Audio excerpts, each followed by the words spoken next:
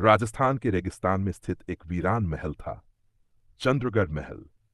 वर्षों से सुनसान पड़ा यह महल अब केवल एक इतिहास बन चुका था। लेकिन शहर की एक युवा लेखिका अन्वी ने ठान लिया था कि वह इस महल के बारे में एक किताब लिखेगी। एक दिन वह अकेली ही अपने कैमरे और डायरी के साथ महल में पहुंची।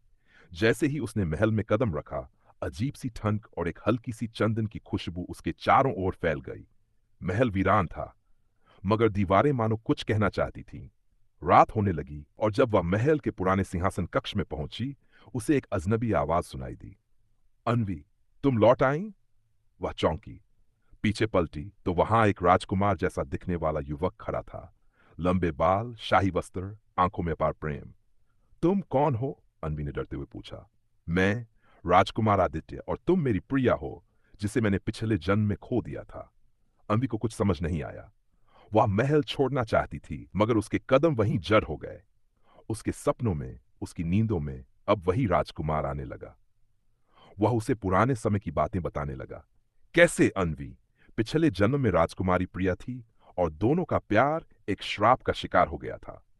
राजमहल की रानी ने अपनी शक्ति के लिए उन दोनों को अलग दिया था और श्राप दिया था कि तुम्हारा प्रेम अधूरा रहेगा जब तक प्रिया स्वयं उस महल में न लौटे जहां प्रेम की हत्या हुई थी।